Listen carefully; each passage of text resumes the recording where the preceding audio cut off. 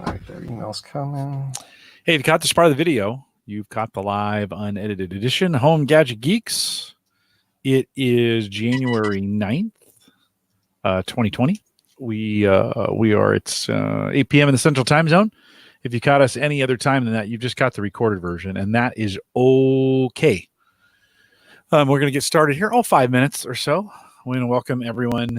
I saw 5 or 6 of you waiting out there on the video. So if you want to jump in the chat room, let us know you are there. I saw Tajoski or Joe a little bit earlier. If you want to jump in, let us know you're out there. That'd be awesome. Got a great show ahead for you. Paul, I had a lot of folks looking forward to this one. You're a very popular guest. So I was contacted by a few people this week, said they were really looking forward to this. So you got a lot to live up to tonight. Just no pressure, But we're already off to a great start as we're in the car. So that's pretty great. Other Jim is checking in on the chat room. Welcome. Things are looking good here. We'll get started here in just a few minutes. Yeah, I'm trying to get those notes over to you, Jim. Yeah, no worries. Working on that on my other computer here. Good old RDP. Just so I have a few things to kind of go off of. Sure. So 25,000 miles on your Tesla this year, huh? Yeah, actually last year. Yeah. Yeah. It's a lot since we last talked. Yeah. Yeah. But it's anymore, it's that we used to think 12 or 13 or 14 a year was a lot. And I just think that's the way we drive anymore. I probably the 06 Honda, I'm at 215 on that thing now.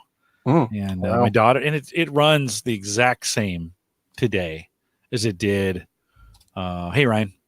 It runs the exact same today as it did when I bought it. I mean, that thing has just been, it's got some rust and, I got some things wrong with it and whatever, but it's been a good little car. And so I'm really hoping this summer I'll be buying something new, and then we will give it to my daughter. So I was talking, so we were going back I was taking her back to school, and I was like, hey, the weather was pretty nice. I was just joking, but it's like, hey, I could probably smoke a cigar on the way out there. She's like, you're not smoking a cigar in my car. I was like, wait a minute, it's not even your car yet.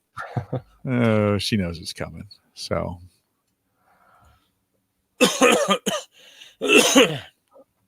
Where are you sending them to?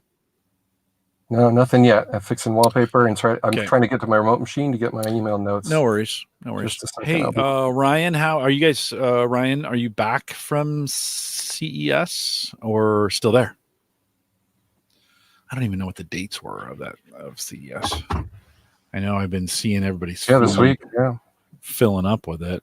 Oh, that's cool. If we have someone who was there, that's awesome. Yeah, Ryan was there. He's coming on the show in a couple weeks, and going to talk a little bit about what he saw at CES. So that'll be a ton of fun to have him on there. So Ryan, hopefully you haven't picked up the conference crud, as they like to call it. While you're there, there's my host schedule. Get that brought up. All right, I'll Twitter DM them to you. Perfect. Yeah, okay. Perfect. Sounds great. Mike is off tonight. Yeah, it's messy, but that's good enough. All right. In whatever order. Ryan, we got you in a couple weeks, early February, so maybe by then everything will have settled in.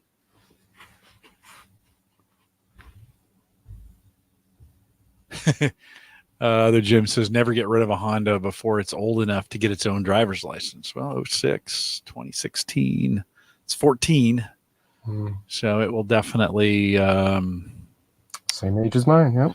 Yeah, it will definitely not be. My daughter will have it by this summer. I think I'll be driving something new, which I'm kind of excited about. I'm going back and forth on what I'm going to get, so we'll see. I've got some decisions to make. Okay, you said Twitter. All right, perfect.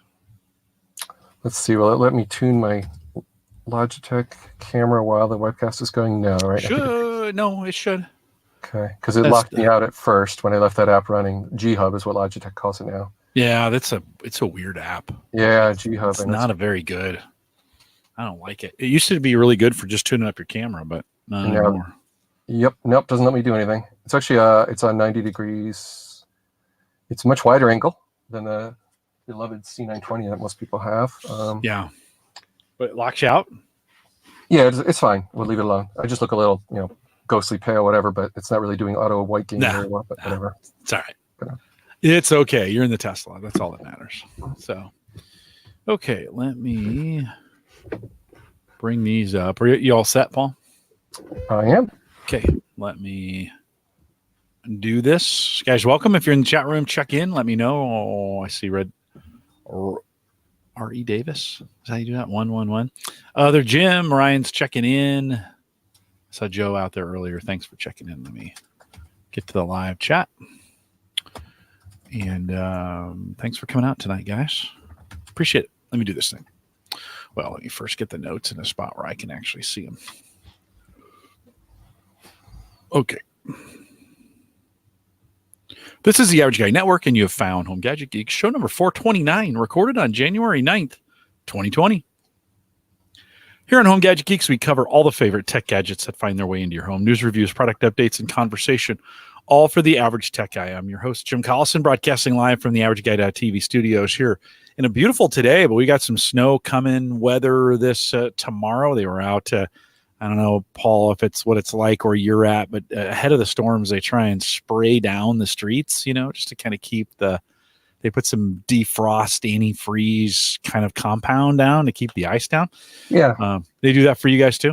Yeah, those white stripes, was it magnesium? Yeah. Something. Yeah, those something white stripes like in the highway before the storm. Yep. Yeah, kind of. I came out of work this morning and they'd sprayed that stuff down already on some of the roads, and I was like, well, they must be thinking we're going to get some pretty cold weather and some snow. So it'll be there before you know it. Of course, we post the show with world-class show notes each week out of the AverageGuy.tv. We want to welcome you back. For those who are at CES, just a reminder, we got Ryan out there as well.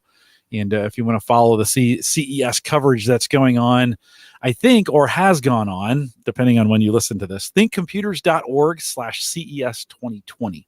So if you want to head out there and follow Ryan and some of the work that he's done out there or is doing, just depends on when you listen to this at CES, thinkcomputers.org/CES 2020. Of course, you can also listen live on our mobile app. Best way to kind of listen when you're on the road or at CES. You could be listening to this right now if you're doing that. HomeGadgetGeeks.com. I want to thank our Patreon subscribers for doing that as well. If you want to join the conversation, there's been a lot of conversation lately in our Discord group.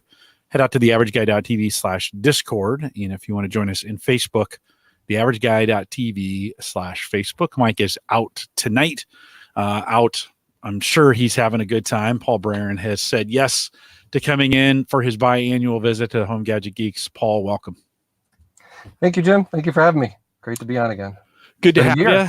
Yeah, you made it. You didn't tell me you were doing this, but for those who, you got to come out and see the video. Paul has decided to make this work from inside the Tesla in his garage. Wait, no. I'm not in the garage. Oh, I thought you were I'm on Mars. Oh. Yeah. What are you talking about? Nice. And there's the odometer. Yeah. 25,000 you had posted on your site, quite a few miles. How does one is it travel miles that you're racking up there on the Tesla? Yeah, a lot of it's for work last year, and actually I had 2 job changes last year, and a lot of it is visiting customers. So all the way to Richmond, Virginia, to Maine, to Pittsburgh. So quite a span there. You made the jump to Dell. Had you done that when we had you on last, or were you just getting ready? Oh no, I can't remember. That was 2 jobs ago. Was it? Yeah. It's been a year. So we talked. No, has it really been a year since we had you on? Yeah. Well, so maybe your annual visit. I have to step up my game a little bit. Make sure you're here twice a year and not every 6. How's the new role? It's been very good. I've only been at Dell Technologies since October 28th of 2019. So still new guy in the role. It's a large company like IBM. I was at IBM for almost 22 years. So learning the ropes. There's a whole lot to learn. They have a whole lot of server storage that I'm getting up to speed on, as well as servers, of course. just 3 hours ago, I was putting together a configuration for a customer, and it was actually kind of similar to my VMware job, doing hyperconverged infrastructure. So pretty familiar, but a lot to learn that's new as well. Mm-hmm. Yeah, which is always new people, new places to go, new things to see. I'm sure it'll come. All that stuff will come to you pretty fast. How have you been liking? Let's just talk about the Tesla. Last time you had just picked that up, I think, or it was pretty close to just. It was pretty new the last time we talked to you. It's 25,000 miles, and maybe a year later. What do you think? fantastic, Jim. Best thing I ever bought, hands down. That's it in a nutshell. Obviously, I have more detail than that, but here's the thing. I had it all of a week when I talked to you. I knew I was about to drive a lot for my job, like literally days after. I think we talked in early January. It's part of why we bought it in late December was I knew I was about to drive a lot, and there was also a $7,500 rebate at the time. So it worked out quite well. So the practicality, I mean, the thing that people often miss when they think about road trips, I always have the battery fully charged. Right now it's on 275 miles. I mean, it's at 90% charged. In other words, not only are you skipping gas stations, but you're not going to anything every week. The long road trips, like to visit family in Pittsburgh or something. Okay, fine. I'm stopping for lunch at Ruby Tuesday for 35, 40 minutes while the car's charging. That's it. So it hardly changed my lifestyle or travel plans. It's been awesome. That is the long range Model 3. So I have a 2018 long range all-wheel drive, it's called, and that was made in November of 2018. And then, of course, the federal rebates actually just went away January 1st of this year, 2020, because Tesla is killing it, making a whole lot of cars. There's over 300,000 of these made in the last year. So it's been a big success, Jim. What do you think's been the one surprise that you've had, or one or two surprises that you had that you didn't anticipate? Okay, number one, I thought it'd be scary driving it. Going for the first test drive in Springfield, Mass, where they don't give test drives in Connecticut because they don't have dealerships in Connecticut, so I got a little tricky, but fine, half an hour drive. Go to test drive it, and you realize very quickly, it quickly gains your trust that there's no skill involved. You can stomp the pedal even on a turn, nothing dramatic happens. So immediately you're like, oh, okay, accelerating fast is not scary. In fact, it's rather fun, especially in a dry road when the light turns. You just go. There's no drama. There's no noise. People's heads aren't turning. You just go immediately, and it's just way beyond any turbo or anything else I've ever driven. I mean, like literally twice as fast, 0 to 60. Yeah. We both had a 2006 Honda Civic, Yeah. not known as the Screamer. But I went and put all the statistics together: length, width, height, ground clearance, all that stuff, and I found that quite fun to do. Actually, I have a whole bunch of articles that are pretty nerdy, pretty in-depth. Weight, miles, range, all that stuff, because I do my shopping before I buy something so expensive. And you and I, we keep our cars a while, so kind of a big decision. When are you going to keep something 10 plus years? When I bought it, I was VIN number 119,000. So there's some risk, and Elon doing some goofy stuff. People worried about the survival of the company. Complete turnaround. If anyone's looked at the stock in the last week, oh my God. Basically, I was right. I felt a little risky buying, a little lower VIN number, not early adopter, first 10,000 VINs made. My Honda Civic Hybrid 2006, that VIN number is 6,000. That was an early adopter car. This car is 119,000, and now they're up to VIN number 600,000 some. So they're cranking them out. It's going well, and they've ramped up production. That's the cool thing. This is not like nerd buys car and wants to show it off. It's like, no, 30 plus year, mostly Honda Civic owner saves up, buys a car that's 3 times more efficient than a Honda Civic and more safe by far. Crush resistance, all that stuff. Safest car ever tested. That's the story, right? Yeah. It's not hyperbole. I mean, I've drove 25,000 miles now. Nothing happened, which is what you want to hear. And it's just been awesome. Now, so surprise number one, it doesn't scare you at all. Surprise number two, so when you go in some things in life and you need to jump in both feet, right? So remember the test drive story I told you? Mm-hmm. That was surprise number two. So when I said to my wife, hey, finally someone at Tesla's offering me a test drive not too far from our house, rather than driving all the way to Boston, you willing to hop in the car to go to a Panera Bread behind there? They set up a little Tesla pop-up tent. Could we go for a test drive just in case maybe someday we make a change with my car and my 2006 Honda Civic getting kind of old and one of our sons could use a car and all that? To my surprise, not only did she say yes, but I warned her the car looks like a spaceship inside. It's very minimalist. You might hate it because it's something new and not a lot of buttons. Quite the opposite. So enough of that. She just bought one. 3 weeks old. That is the standard range plus, a whole lot more affordable. Thank goodness this car came out. They started shipping that in volume in April, and naturally everyone asked the price. So yeah, their starting price is now down to $35,000, but it's really more realistically $38,900 minus $1,500 Connecticut rebate, minus another $1,875 federal rebate because I snuck it in December. So add Connecticut tax, yeah, you're sneaking in just a whisper under $40,000 per car. We're going to keep 10 years. Yeah. You know what? Compared to the Honda Civic, when I looked, I actually spent over $30,000 on mine in 2006 on all kinds of options, whatever. It's 25% more expensive in today's dollars adjusted. Big deal. The car is so much better. So now my wife is quite pleased, and hers is the daily driver around town. Mine's the 4-wheel drive that we take on the long road trips. We certainly didn't need 2 cars with a ginormous battery. Right. And actually today there was announced a product which can power your house and the battery from your cars. So that's pretty cool. Here I got 2 giant batteries in the garage. Wouldn't it be nifty if that could handle a power outage that rather than a gas generator? Yeah. Yeah. So yeah, can you tell I'm a little excited? But I'm just as excited 12 months later since we last talked. That has not changed. Every time I get in the car, I'm like, I can't believe I freaking am able to enjoy this thing. 24,000 miles, 25,000 miles. I still feel the same way. It's a good feeling. I'm not even like a super car nut. I mean, we're both driving around modest Honda Civics, right? It's not like we're super into it. Now I drive people maybe a little too nuts, but it is fun talking to people or taking them for test drives. It pretty much ruins them the second they're in it, especially if they drive the car. Passengers, one thing, people can get a little annoyed with the acceleration if they're not, they're not an accelerator or roller coaster enthusiasts. Well, I haven't had a speeding ticket in 12 years. I'm a pretty tame driver, but going 0 to 60, there's no road squeal. There's no noise. So you can just do it. And everyone is just shocked, like, oh my God, a car can do that without tire screech and any drama or, fear. So yeah, I think I summed it up. I mean, that's huge that my wife not only was on board with, me taking a major road trips and about to drive a car a whole lot for a living, having it be the safest car, also 3 times more efficient than the most efficient Honda Prius. Her car is the most efficient car in America right now. It was announced like 3 weeks ago, the car you just saw in white next to me. That's because it's single motor, and it's just also 400 pounds lighter than mine. So very impressive. Very glad this car exists at all. Now, those listening, this is a polarizing topic, right? We jumped right into the most polarizing topic of all. I'm aware of that. So people have their feelings about it, but I think a lot of people just don't get it yet. Well, for one, it's an American company. 2, it's an American company that just broke ground in a China factory a year ago and started shipping cars by the thousands per week last week.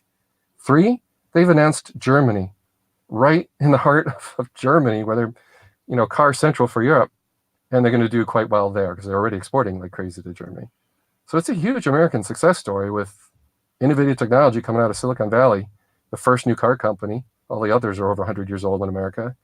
It's a disruptor. It's frankly going to be rather scary for a lot of people. I am well aware of that when I talk to people. Coal, gas, there's all kinds of politics that invariably tied to it. But as soon as you just drive the car, whoever's listening to this, forget everything you read on Jalopnik about a car fire or something stupid on the local news about someone falling asleep at the wheel or doing something dumb by rigging the steering wheel and doing dumb stuff that they can do in any car. Just forget all that. Go take a test drive before and reserve judgment until you actually do that. And ignore all the words. If you do want words, though, and you're a nerdy engineer type, go to tinkertry.com/Tesla. It's all there. Or bit.ly/TeslaVids, VIDS. Everything's there. I have a ton of videos of me driving around with a GoPro and all that good stuff. So there you go. Just give the audience an earful. But yeah, no. I mean, I'm a guy who's very careful. And for me to be this excited a year later, that's a pretty good sign. What kind of scary? What kind of maintenance do those require? Well, rotating the tires front to back was done in my garage by a Tesla mobile service van. That's pretty cool, right? Not having to go to a service center. And he jacks it up. The car is so much torsional rigidity. He just jacks it up by the left rear corner, and the whole left side lifts off. Swaps the wheel front to back. I'm like, well, that's interesting. So there's your maintenance, Jim. I did need to pour some washer fluid in, and then my wiper blades are getting a little old. That is a pretty minor maintenance story compared if you had a BMW M3 owner on the Hornet right now who had their car for 25,000 miles. Well, their story might be a little different. So cost of ownership is the point I'm trying to make there. Yeah. Yes, it'll still need tires, right? But do you have special? Does it have special tires, or can you put just regular? Can you go down to the tire store and just throw tires on there? Yeah, no, I mean, given the car's selling by the hundreds of thousands, Canada and US now stocked up, and they expect blowouts and all the usual. The infrastructure is getting much better. Yeah.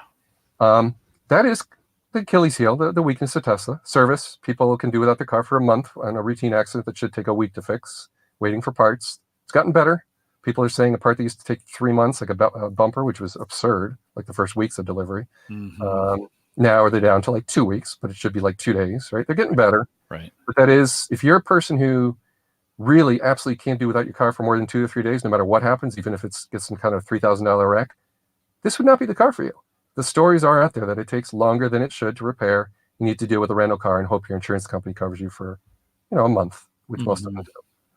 So I'll just put that out there. That's how I am in my career. I try to tell people the good and the bad.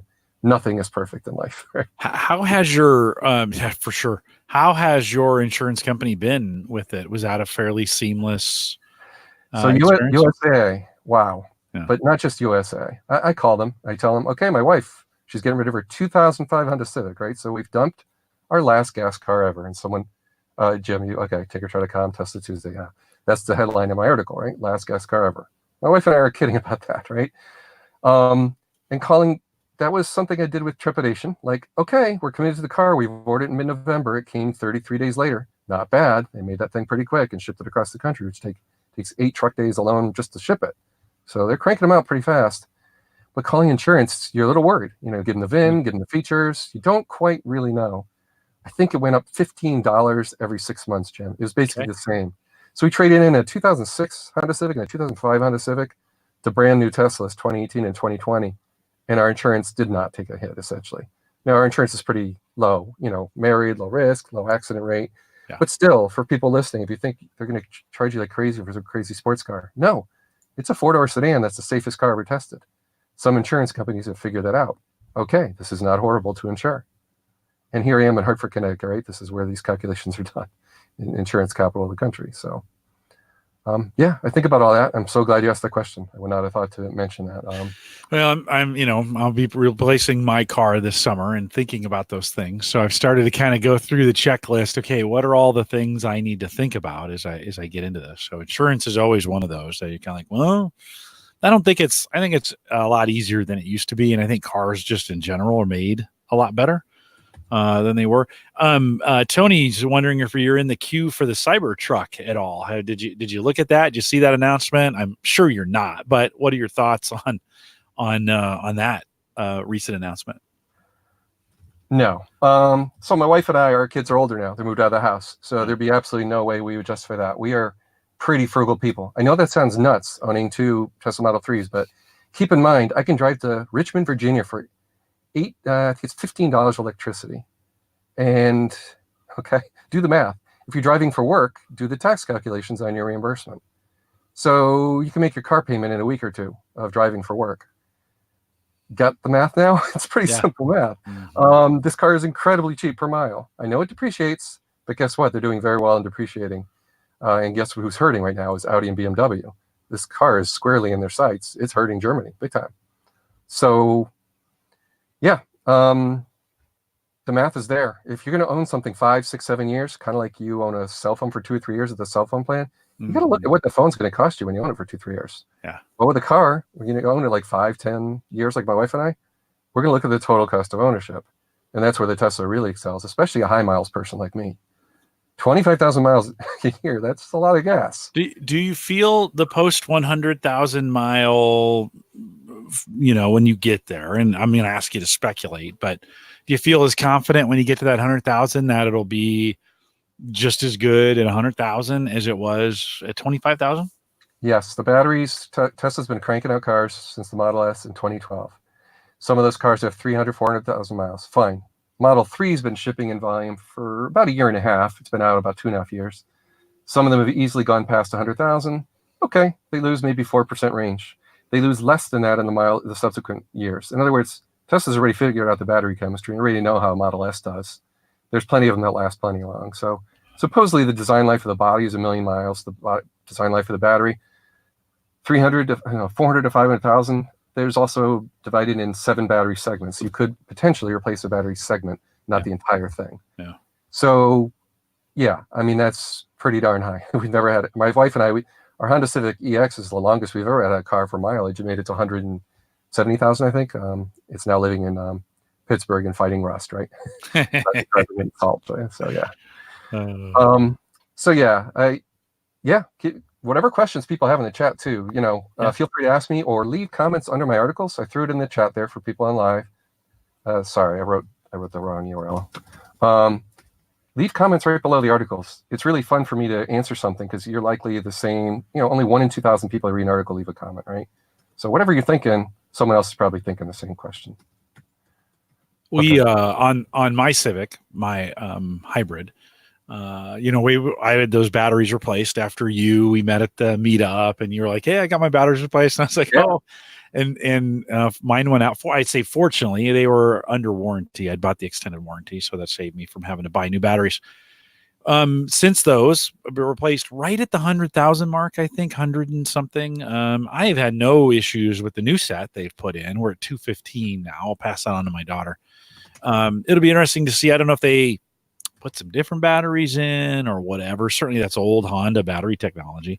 I kind of told my daughter, like, when they go, they go. You're not going to replace them, type deal. But that is one of the risks on the newer cars. You kind of think, how long will these batteries hold up for when we think just from a mileage perspective? I do think because he's getting more popular, I think we're going to see some really good battery technologies come out of this, and we're just going to get better at this as we go. So, the day of maybe, where you're at 1 million miles on the battery side is, I think, could be a real possibility. The chances Americans don't hold on to their cars that long. So, you wouldn't have that kind of opportunity. And in places where rust is a problem, like here in Nebraska, you probably wouldn't hold it on that long. The all-wheel drive capabilities of those is very attractive to me. I'm in New England, right? So yeah. I had a class for Dell, one of my first weeks of employment in Franklin, Mass. I'm looking at the radar, and I'm like, okay, I'm going to drive a southern route. I'm going to be driving in 2, 3, 4 inches of snowpack the whole way there. 90 miles later, I arrived safely. Not saying it's advised and something I do very often, but you know what? The class happened. It started at 8 a.m. the next day. I was fine. I was just driving 30, 40 the whole way, and just drove a southerly route where I avoided like 10 inches of snow that was happening in Sturbridge, Mass. So just being a little smart and leaving at the right time of day when there's no traffic and keeping other trucks away from me. It's fine. That's life. I've driven into Manhattan at 11 p.m. with a total ice storm. Why? Because the next day, 80 people were waiting for me at a Dave & Buster's where I was presenting on vSAN as a VMware employee. That's what a job is like. You got to get there. Yeah. This car pulled it off, including valet parking in Manhattan, which is a hateful thing to have to do, to hand over a key. But guess what? It locks the car from accelerating fast. They can't see your name and address book on the screen. It locks the glove box. It locks the frunk. So if you have a laptop, you lock it in the frunk. They can't get up in the front trunk there. Okay, that's a pretty cool valet key.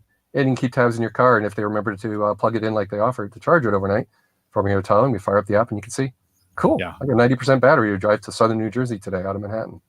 So that was my job. That was at VMware, where I couldn't do a train because I'd be in Manhattan one day and then southern New Jersey the next, regularly, like week after week. So the car nailed it. Not great to drive into Manhattan and anything, so I'd go there at 11 at night, park overnight safely, and head on out after customer meetings. And so my point is, it's not babysat. This thing drives in all kinds of snow and rusty salt and whatever. And here I am a year later, and it's worked out.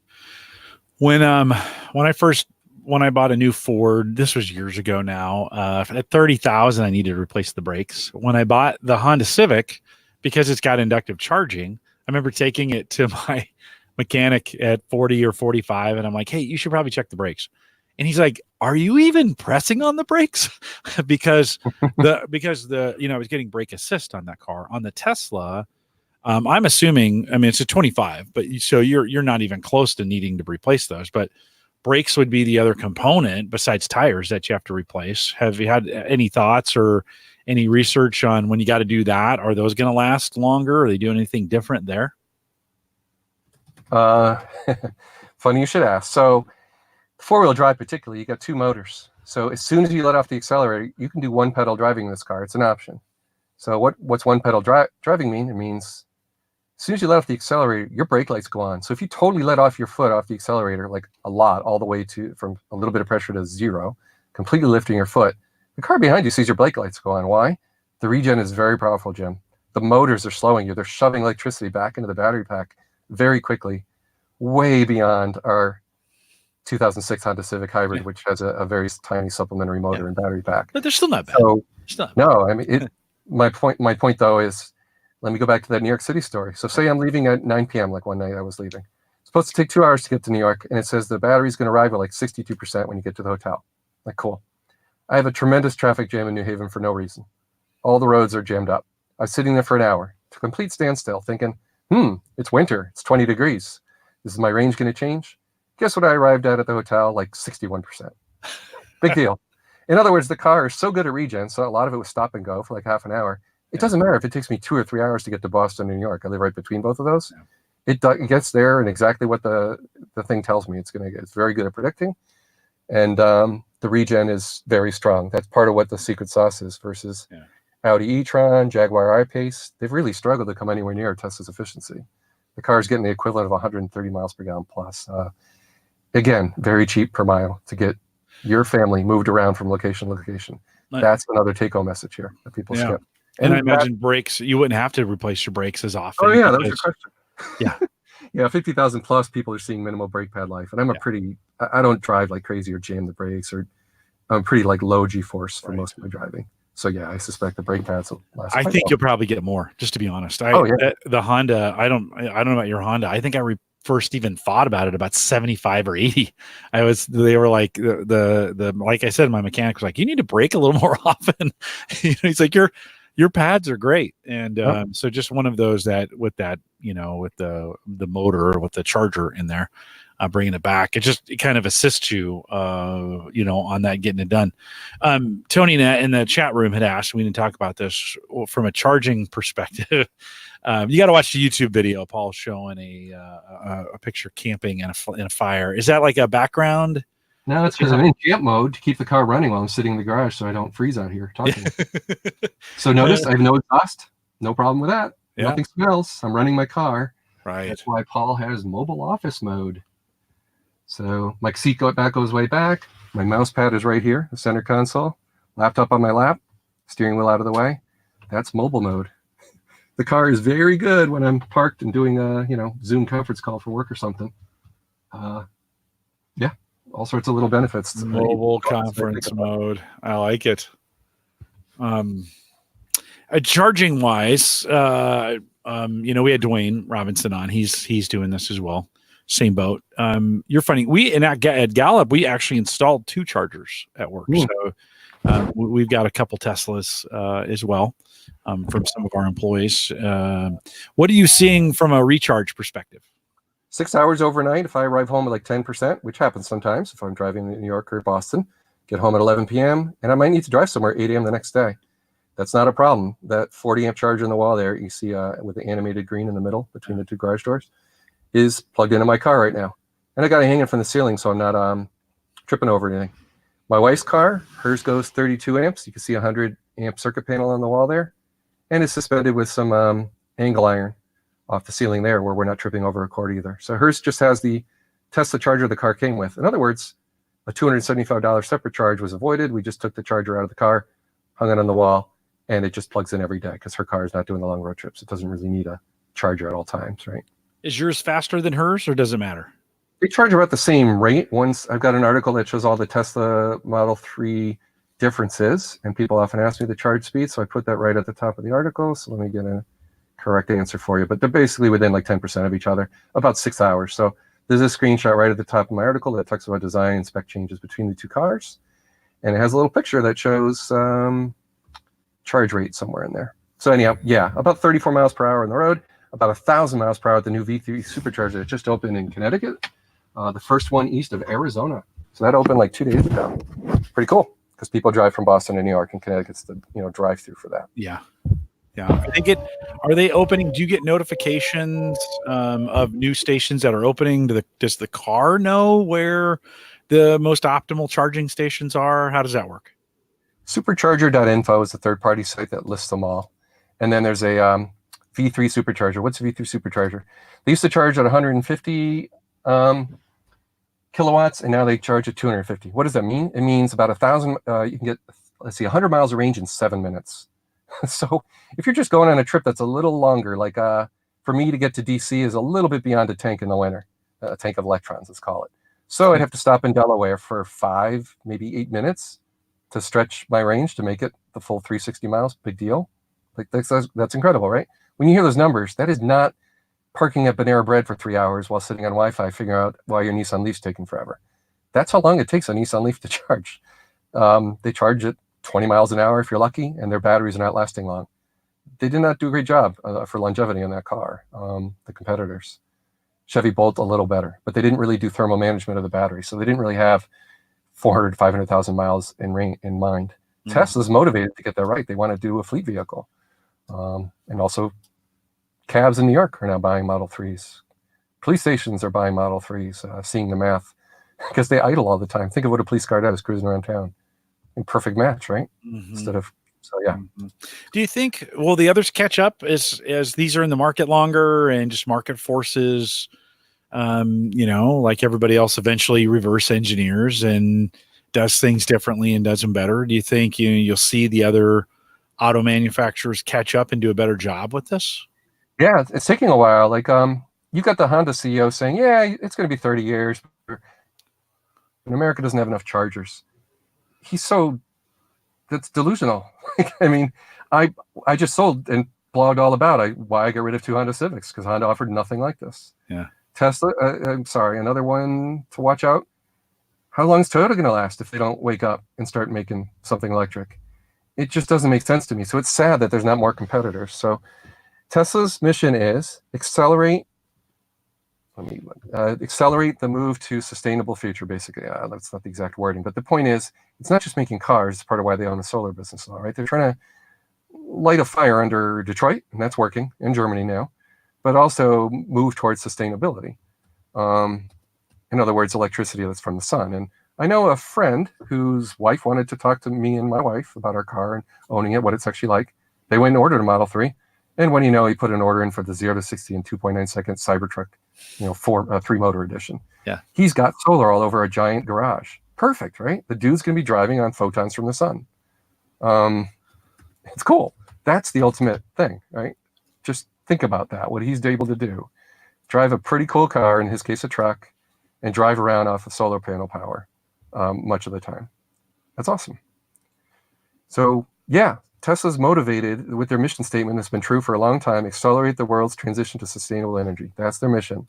Everything I said in this whole call so far has been consistent with that, including opening in China and opening in Germany, because the demand is tremendous. The naysayers were wrong. The car is selling by the hundreds of thousands, the boatload, literally, getting shipped over to Europe right now.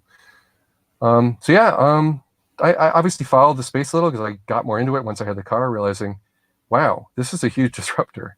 And I think the trucking industry, the number one job in a lot of states in the Midwest is trucking. So with Tesla trucks coming too, again, this is going to continue to irritate a lot of people. But West Virginia, coal country, guess what? This is the only coal-fired car. That's kind of ironic. But since the car is electric, right, it can be run purely on coal. And that's kind of funny. So why are people angry at an American company for innovating here? Do they really want that? Not want that eventually? Like, it's going to happen.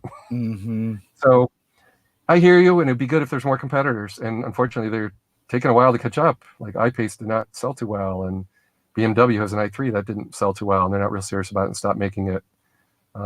Chevy Volt hybrid stopped making that. They're having trouble competing. That is worrisome.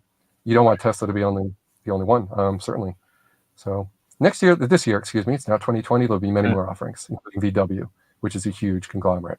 That's a good thing. They're not shipping into the US yet, but hopefully their ID3s will take off. It's good for everybody. So unlike BMW or Maserati drivers who want an exclusive car, Tesla owners that I meet at Supercharge and all, they're the opposite. We can't believe our friends and family don't drive electric vehicles yet. We don't necessarily care about the brand that much. We just know they're going to have a giant smile on their face once they get in one, realizing, holy smokes, it's far better than anything they've owned or driven in their lives. Hands down. Like whatever brand, pretty much. Even a Chevy Bolt I've been in. Pretty cool. And a Leaf. I've driven in those too. All right. Who's Paul? Who's second? If you say you couldn't have bought a Tesla, what would you have done when you were going to replace the Honda? What would you have gone with? Well, my wife and I didn't need a sport utility, so I don't speak for most of the audience, right? Most of the audience probably has some kids and wants more space. They get a Model Y. They're willing to wait for the Model Y coming late this year. So in my case, if there was another brand, what was shipping that my wife would get last month? We couldn't afford an Audi or certainly Porsche Taycan. No, that's 180,000.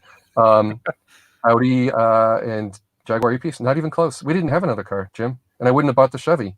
They're not serious about it. They're not. Yeah. Their dealerships make their money on repairing the old cars. They're really kind of screwed. How do you transition this?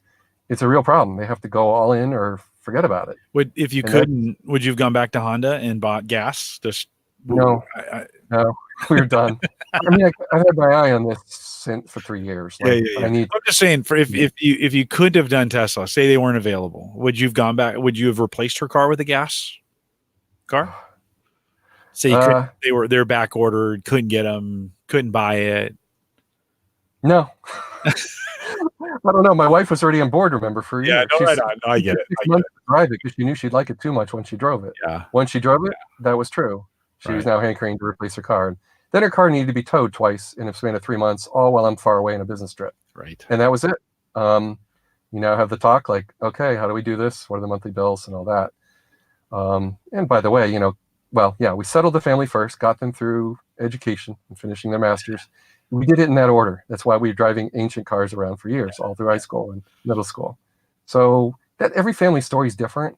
But my point about telling you about the rebate, there is a Tesla with 210-mile range that's kind of crippled artificially a little bit. It's the same battery as my wife's, but it starts at $35,000, and you probably have a rebate in whatever state you're in. Like New Jersey has $5,000 rebate.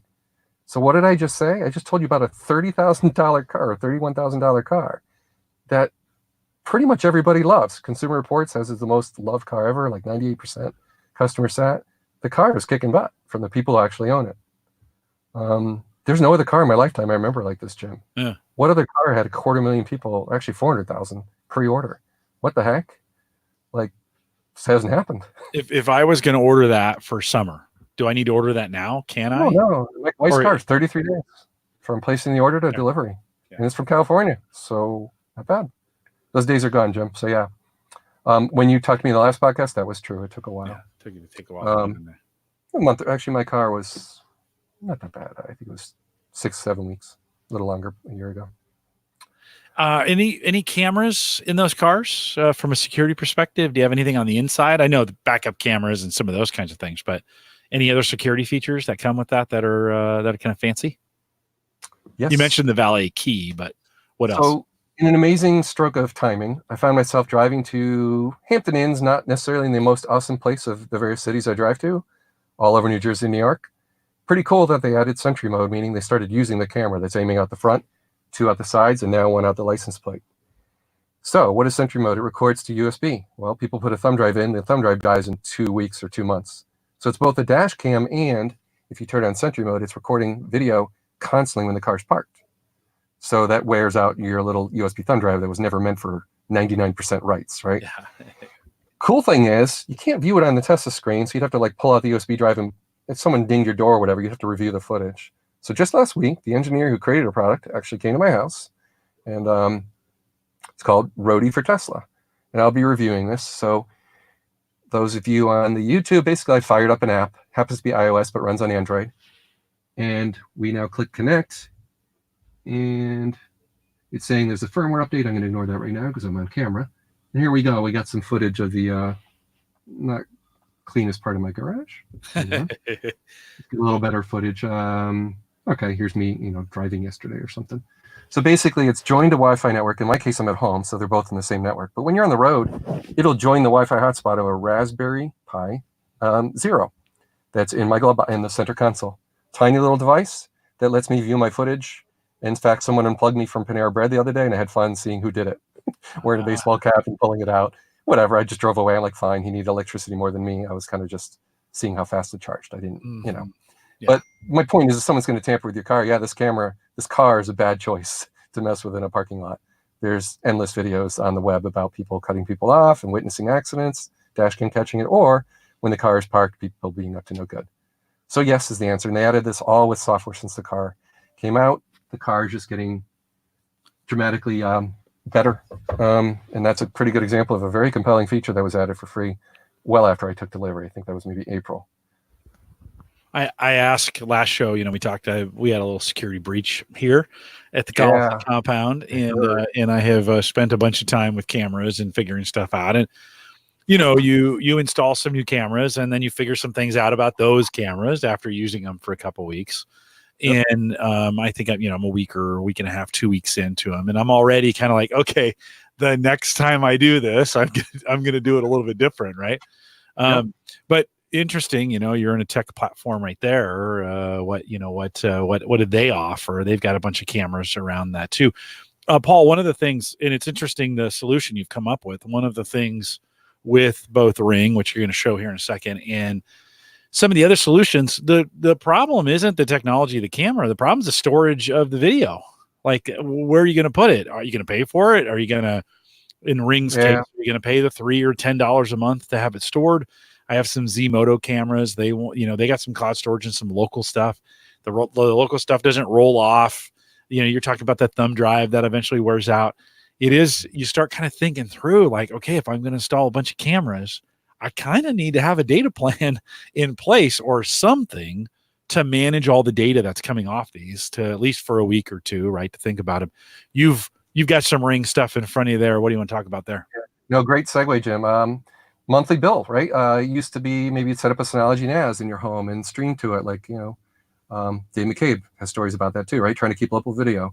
Yeah. And I'm very much into that. Cloud nothing, right? Because the cloud provider's changing every 2-3 years, but you have a terabyte you moved. You got bandwidth casts that you and I are on Cox, Jim. There's been challenges with all that. It's kind of nice if you could build your own infrastructure, but man, Ring did kind of nail it with the Ring alarm product, because now I'm paying one monthly bill to have fire, smoke, bridge to my existing detectors. So I put detectors in all the bedrooms all over the house, and they're just, first alert. They make a loud noise. Ring had an add-on device that listens for that noise and connects to your security system. Mm-hmm. So it's calling, police and fire accordingly for intrusion and fire and smoke, all for one monthly bill that also keeps your videos from your cameras. That is smart. Meaning, yes, I'm paying a cloud bill to keep those videos for longer. Now, what's the downside?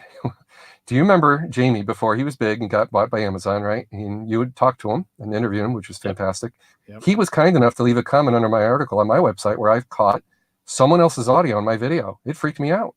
This is before the recent things where they talked about overseas people viewing the videos or too much collaboration with police. Ring has had some black eyes this year, the last 6 months or so.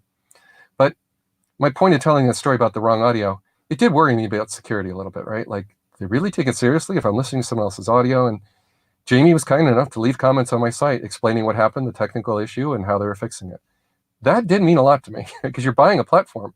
You don't really want $400 of cameras and security devices laying all over your house becoming, well, you've heard of other smart home devices going out of business where everything becomes, a doorstop. A brick. So you're shopping for the cloud provider, not just, and I knew it was Amazon backing up the video, so it felt like Ring had a pretty good chance of survival.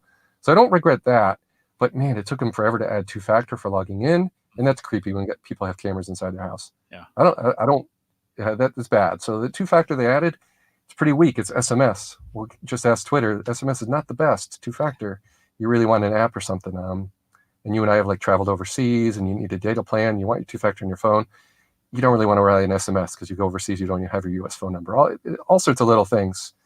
They could do better, and they've got called out for it. And I think that's good. They've had their comeuppance that they need to wake up. Yes, they had the $1 billion, many millions, whatever it was for Amazon takeover, but they need to keep taking this seriously. And people don't want to see each other's videos, and they don't want to hand it over to police automatically or any of that. So anyhow, so I don't regret buying it, and I blogged about them real early days, including having to swap out the Ring for the Ring Pro, getting a better one, and swapping out the transformer in my basement that didn't have enough voltage for I had some problems, and I blogged all about it, warts and all. And, it's just really cool, though, to do that and actually have, Jamie comment on it and hear you interviewing him. It's like, whoa, that was big deal. Really cool. That kit that you have, I think that's a $199 kit that you have that you're showing there. I've had it for quite a while, actually. So I think the price might still be that. I think it's $199 on Amazon right now if you want to get in that way. I picked up an $80 deal during the holidays where I got a Ring doorbell and I got an Amazon Echo Show 5 for like $80. And so that was kind of my intro into the doorbell. And then, of course, the next day, our cars went through, and so I bought the cam on the garage. That has been, I've been thinking through. Ring has a pretty reasonable plan. I think for the $3 a month or $30 a year, I can get the minimal storage back up for what I'm doing. They have a $10 plan. Do you have to do that full plan with them? Is that what it's costing you? Yeah, with monitoring for alarm and fire, I believe I had to do that. Yep. Yeah, $100 a year. Not I don't think unreasonable, to be honest. And I've still got some trial time on what I'm doing. I'll make a decision. I'll probably go with the $3 plan and back them up. I have of all the cameras I put in, so 2 Z-Motos, 2, which I would never go with. I would actually never buy, but 2 Rings, and then the D-Link through Sighthound, where I do get to do my own storage that way. I think, if I moved or if I was going to redo things, were going to go, I was going to redo it. After a week and a half or 2 weeks, I still kind of am leaning towards, I'd like to have everything in Sighthound and own all my storage, sync some of it over to the IOSafe for fire protection, and sync some of it to the Drobo just to have as a backup. That's kind of like, I've liked the functionality of the Ring cameras. By the way, Aaron Lawrence, who was on 3 weeks ago, maybe now, she just did a review on the Ring cam and talked all about the security issues that you're talking about. So it is like, it's very typically, she doesn't get that techie, but in her review, she was really, really clear. Ring has had some bumps in what they've been doing, just like you said. And I think going in, especially this audience, is probably pretty sensitive and pretty savvy to that. I wasn't aware of those when I picked up that doorbell and the stick-up cam. I wasn't aware of those when I bought them. I might have made a different decision if I had known that. Now, I've got them up. They work great. I think Ring's going to do some things in the future. Have you added, since you put that in, what else have you added from the security system? Yeah, no, cameras, like your story about cameras ring true. I was actually just doing something similar, adding a digital camera right near my giant white plastic box in my front step for deliveries, having a camera there. My wife Sarah just referenced that box. There you go. She was like, "Hey, didn't somebody come on and talk about like thing, right? Product, like I talked about that, I think, in the last podcast, right? No, it was. Yeah, she remembered it.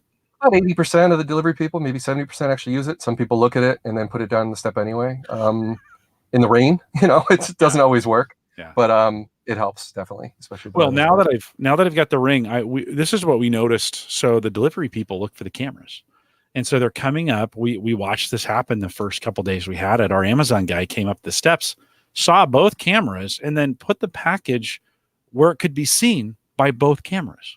And I thought, that's pretty cool. Now he's incented because they drop your package, take a picture of it to right, and they don't want that thing stolen off your porch. So there must be some, and I bet there is some kind of KPI or something that those delivery drivers have to on stuff that gets stolen. I bet in some way they're incented to make sure it gets there in some way. But yeah, Paul, this driver looked at both cameras and then put it in the place. And I thought, if I'd had the delivery box, and I think it's like 45, 50, 60 bucks, something like that, not terrible. I could put it right there and I could see them put it in there. Like they'd have to take the lid off, put it in. I could see them on both cameras, be able to do that. So I didn't pick it up. I think I'm gonna, though. I actually went back to the old post the last time you were on. I was like, what was that thing that we talked about? And still available, the exact same thing, still available on Amazon. I may put a package box right on the porch. It just kind of keeps the shenanigans. Have you found it kind of keeps the shenanigans at bay? And have you had anybody come up and have you seen anything in your Ring cam that alarmed you at all? No, I've been pretty good. And by the way, if someone wants to find it, it's called Step 2. I misspoke when I said Rubbermaid or whatever I said before. And tickertry.com/HGG429 a year ago where I have 6 different places to shop for it: Amazon, Home Depot, Lowe's, whatever. Got links for it. No, for it, it's mostly sometimes something so big, or sometimes it's useful for my wife and I to know something's waiting, who's going to pick it up. It's just helpful for all of that. Luckily, we don't seem to have a lot of theft so far in the neighborhood. I know a lot of people really struggle with that, especially apartments and all. That problem still hasn't been solved as far as I can tell. Do you use the neighborhood app at all? Do you monitor what's going on in your neighborhood with? Yeah, not me, not so much. I think my wife, more so. Yeah. I don't know how useful it is to know what's happening a mile and a half from me, though. Like, really? Like, I don't know. Kind of like you could sit and read the news about miserable stuff happening if you spread the radius far enough around your house. Well, is that useful? If I know if there's been a rash of, like if I had known there'd been after I logged into the Ring app, I had seen there'd been a rash of that going around the neighborhood. We got some kids who are just checking to see if cars are open, right? And if I had known that, I probably would have been a little more vigilant to make sure that they were all locked. And so for me, it's just kind of I kind of just want to know what my threat level is. If there's a rash of cars that's starting to get stolen, well, I'll probably be a little more vigilant about checking my cameras to make sure, the D-Link camera on Sighthound, the Sighthound technology that identifies vehicles, animals, humans, those kinds of things is really good. Like it is really good at identifying things. And so at the end of the day, I can come home and look at the camera and say, hey, show me all the clips that have humans in it. And then I can quickly scroll through those and say, okay, what was going on? Like today I watched the kids walking home from school. And I could see during that certain time period, kids were walking by my house and going to school. So I think just being aware kind of what the threat level is or what's going on may make me a little more vigilant on the checking the camera side to see if I can help identify. I do think, and I don't know about you, Paul, but I do think visible cameras on your property are a deterrent. I think. Agreed. Yeah. My wife is very vigilant. I'm thankful for that. I'm admitting I'm not as vigilant, right? So it's good someone, and she would know if something's happened in the neighborhood. I didn't realize that part of your story, that Ring's neighborhood app might have helped you in your circumstance. I didn't really put two and two together. I'm glad you pointed that out. Yeah. So some people listening, they're probably pretty meaningful. Depends where you live. And I don't think you have to have any Ring equipment to download the app and check in on the neighborhood. I think Jamie even said that when in some interview. I don't know if it was mine or whatever, or we were talking about that, but just not a bad app to have on your phone to kind of monitor and see what's going on in the neighborhood. Like I said, I probably would have been a little more vigilant. The interesting thing is we're having some interesting conversations now with neighbors, and it's all anonymous, which is kind of crazy. We're having some interesting conversations with neighbors, and I've had some neighbors post. We had somebody come up and rifle through their through their mail, and it was all caught on the camera. And they're like, "Hey, does anybody know this person?" And I think it just adds a little bit of a neighborhood accountability to that. So. I'm still kind of deciding, like I said, I got 3 different cameras and I'm kind of deciding like, okay, I also installed some motion sensor lights. I ordered some motion sensor lights off Amazon, and I put one in the garage, which I don't need that light blaring all the time. So it just comes on when I pop in there. And then same in the front, the front door light. As you get closer to the door, it comes on. And those are both Govee lights that I'm trying out. Govee's, I think, a Chinese company that's pretty inexpensive. I got their little humidifier for my cigar box, and it's dumb. It's a dumb light, except it has a sensor built into it, which is really, really interesting. There's a little, the bulb comes down, and then at the end of the bulb is the sensor, and you just screw the things in, and they're motion sensing. Yeah. Do you pretty cool. Do you segregate your Wi-Fi at all? I know you've talked about that a little bit. Okay, I haven't, but I think I'm going to. Do you? Yeah, like the Teslas or the cameras, they're just on the guest Wi-Fi. Like they don't need to be on my home's network. So a little less risk there, right? Raspberry Pi, whatever, all this stuff, Internet of Things. I just put in a separate network. Yeah. Is that perfect? No, but it's something. Yeah. Some people would do a whole separate SSID, which is what Mike Wee was talking about, I think, last week too. Right? Yeah. Yep. Everyone has a different approach. Not a bad idea, especially with some of the products you buy where you have no idea what it's sending and what data, whatever. Anything's an attack vector, even a printer. Right. So a lot of things accidentally ship with public ports open. Now, usually behind that in the home, That is true. But firmware can do some weird stuff with lateral moves. So, well, and it's been crypto-locker and all kinds of stuff. Yeah. So yeah, just curious what you do there. Did you install a chime at all with your Ring? No. I installed the Chime Pro, which actually acts as kind of a repeater or an amplifier for the Wi-Fi, and I attached both devices to the Chime Pro. You didn't? Did you have to do that at all? Yeah, no, it was good with Eros. So I have actually 4 Eros. I have one in the basement lab where I'm working on Tinker Try stuff. Upstairs, one near the garage where the cars are, so that works fine. The Tesla show 3 or 4 bars. And upstairs, and that handles the garage, the doorbell. Our house is not that huge or anything. When you hear Dave McCabe, he's got like 4,000. That's huge. Right? He's got a big space. Like a whole different story. Yeah, he has a big space, and he has big corners. I mean, he's spread out, so he's got to get that Wi-Fi to the corners, to the edge of things. Yep. And so he has a challenge on that. I don't. Here, I can get away with. I have a 1-bit Defender router that does its job. So go ahead and show that. Yeah. Speaking of networks here, don't show anything. This time, nothing showing there. Yep. Sorry about that. Here's. There we go. Let's do that. What's different about my phone? Let's take a look. What do you see for logos there, Jim? I see both Verizon and AT&T on there. So what's that about? And then shows the signal strength of both, right? So how do we do that? So a lot of people aren't aware that iPhone 10 or 11 has an eSIM as well as a nano SIM. So that meant I called Verizon when I got the Dell job and said Dell wanted to offer me a phone and carry a second phone. I'm like, yeah, no thanks. How about just mail me the SIM? So they send me an AT&T SIM. I call Verizon and say, hey, I got an unlocked iPhone 11. I want to pop out the nano SIM. Can you move my phone number for Verizon over to the eSIM part of the phone? They said, sure. They went and did that. You reboot the phone, test it out. They called me. It worked. Then I popped the AT&T SIM in. Now I have a dual SIM phone. Takes phone calls from both, place calls from both. There's actually a good FAQ on Apple's site. And I don't know if you do show notes off the chat, but let me throw that there. And it walks through all this because guess what? For messages, for voicemail, there's some thinking to do. Here's the cool part, Jim. Data. And this I can't show because I guess it is phone numbers, but automatic failover from one to the other. That is cool.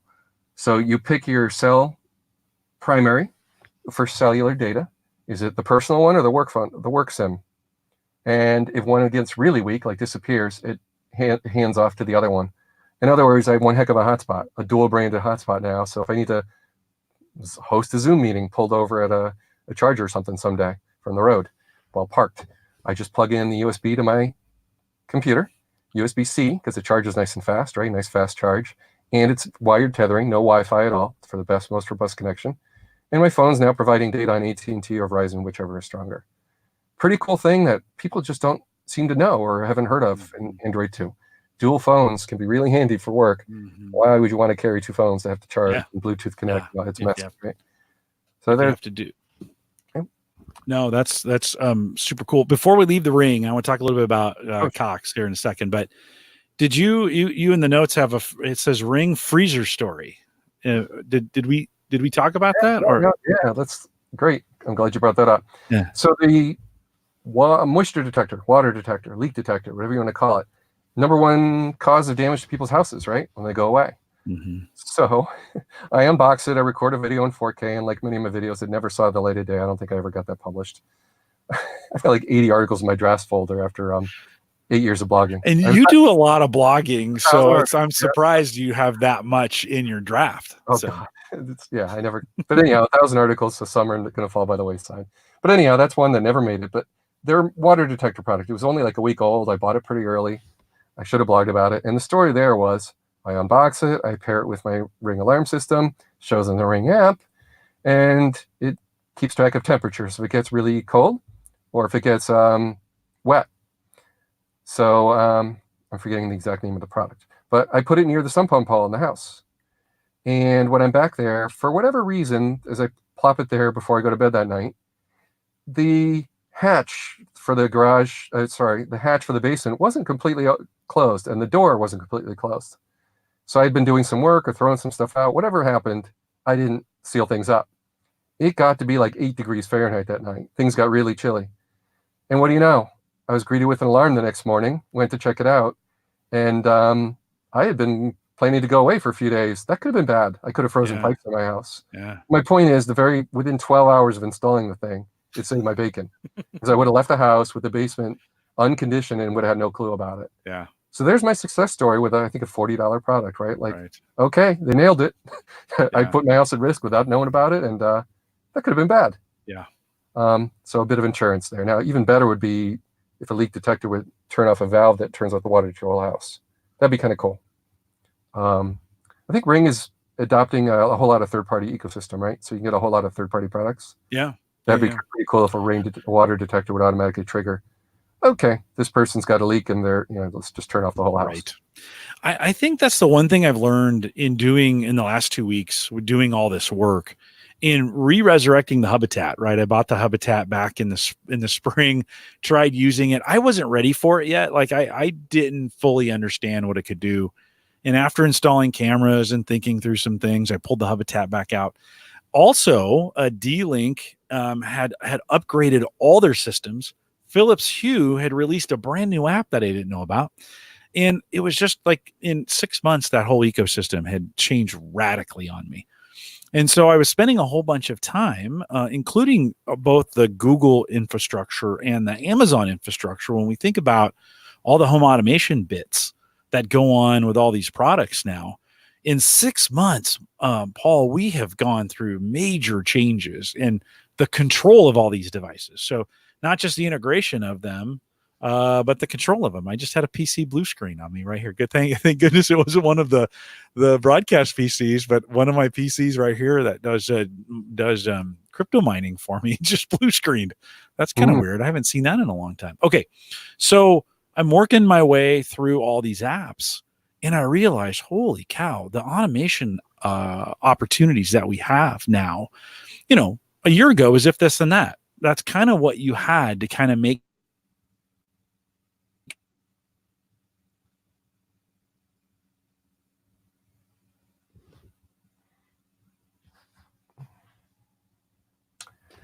Jim, you still there?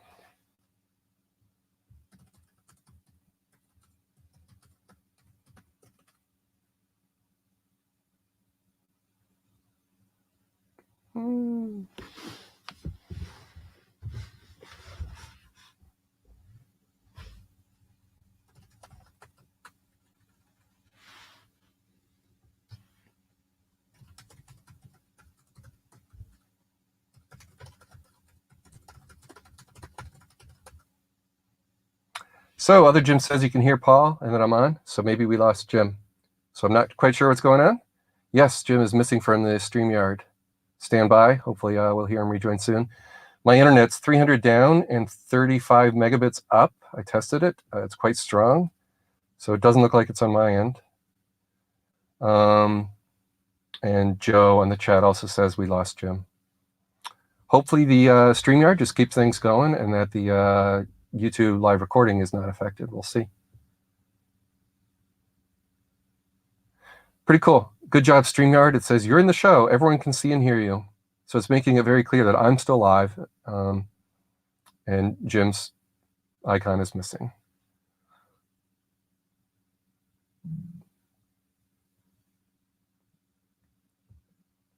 I'm also noticing under YouTube, the chat there is the same thing as the live comments on StreamYard. Interesting. This is my first time using StreamYard, by the way.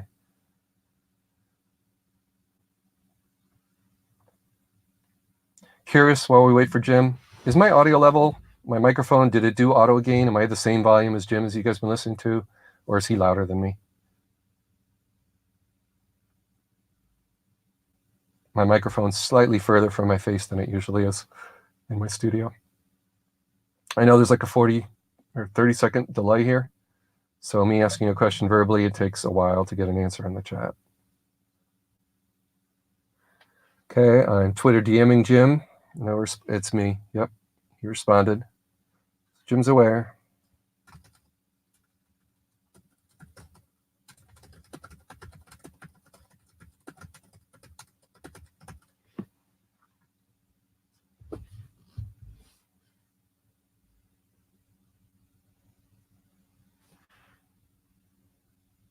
That was fun. Hey, you're back. Cool. Yeah. So the PC blue screen, and then I lost all internet. Like it just went away. I mean, maybe Cox is listening because I was just getting ready to talk about them. And so yeah, this PC, I was like, hey, what's going on here? Hold on. Let me reset things. Did that hurt the YouTube recording or no? Oh no. So the good Cool. news is with StreamYard is I'm not hosting it. So StreamYard hosts it. Nice. And so everything stayed connected except me, which I dropped. And I can cut all that part out and Right. and then come back to it. So let me get a second to see the live stream on Spreaker. Looks like it's still with you on so let me give it a second. Let me make sure everything stays stable. Let's make chat. Does this work? Does this work? I'm assuming I'm back in the chat room too. Where did you lose me? What was the last thing you remember I said? Talking about the blue screen. You're having a stability story. Yep, you were sharing that. And so I was talking about let's see. I was talking about a camera. No, the integration. So that's what I was talking about. Yeah. So for those listening at this point, we just had about 10 minutes outage, and I'll have to cut all that out. But Paul, one of the things I've realized then with all this IoT work that I've been doing is we have made huge strides in integrating all these systems together. So you can get Ring and Zmoto and Wise and all these devices now connect all these different ways, and they all interact with each other. It's not seamless, and it's not easy, but it does work. And I think it's just going to get, as we consolidate a little bit more and such, I think it's just going to kind of get better. But there is a lot of integration going on right now with all the services. It seems like every single IoT app has a bunch of automations in it. The Google Home stuff will do it. The Amazon A-Lady things will do it for you.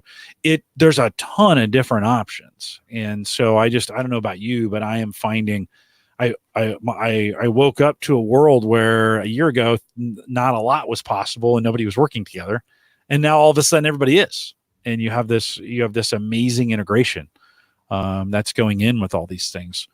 So it's an interesting, for me, it's just been an interesting wake up call to like, oh, maybe I need to dig back in on some of this IoT stuff and think through all the integrations that I have, including, so I set up an integration that leaves the lights on down here for the litter box and the front door, but shuts everything else off out front. And those are all on sensors now. And so you just get it just gave me some new options, right? In some of the stuff that I was doing. Yeah, I look forward to hearing people like Richard Gunther talk about this new Google collaboration with Amazon and Apple. Yeah, and man, he gets some amazing guests on the show too, and he keeps nailing it. So I just threw something in the chat there too about that collaboration. The industry could use that. Like you said, you're looking for apps. Well, if you don't get a Ring camera, then you've got another app to fire up to check that other view of your driveway, whatever. Right? It's a mess. Yep. It's a little harder. It's harder, but it's more.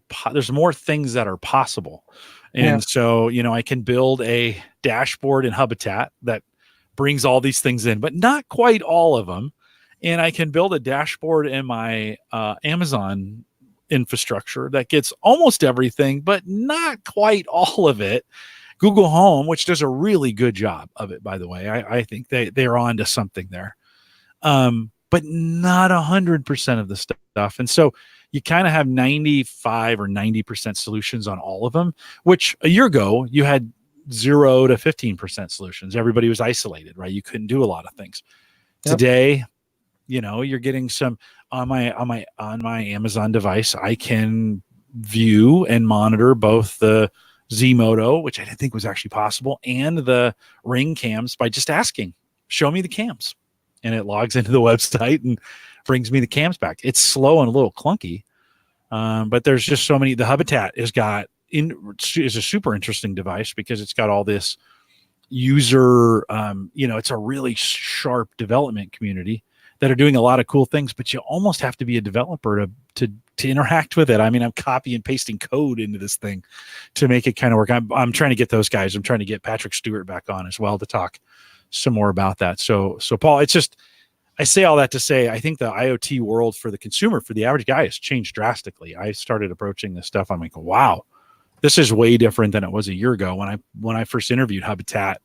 And didn't find it that interesting. Today, I'm finding it very interesting. You and I have had this discussion. We got to have it because we have it all the time.